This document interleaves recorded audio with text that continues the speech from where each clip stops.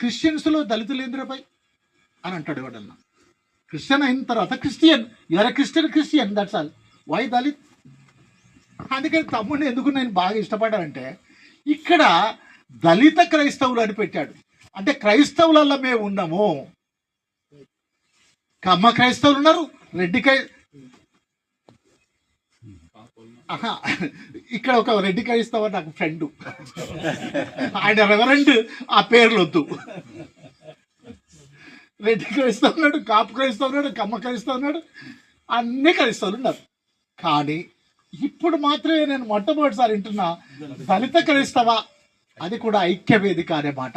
అందుకే నిన్న పొద్దున్న నుంచి మొన్న రాత్రి నుంచి నిన్న సాయంత్రం రాత్రి దాకా నేను తను ఇద్దరం ఇట్లాంటి ఎండలో ఒక గొప్ప కార్యం చేశాం.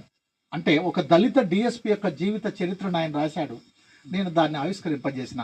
దానికి ఆర్ఎస్ ప్రవీణ్ కుమార్ చాలా మంది వచ్చారు. బాగా టైర్డ్ అయిపోయినా. ఇది లేదులే అనుకున్నా.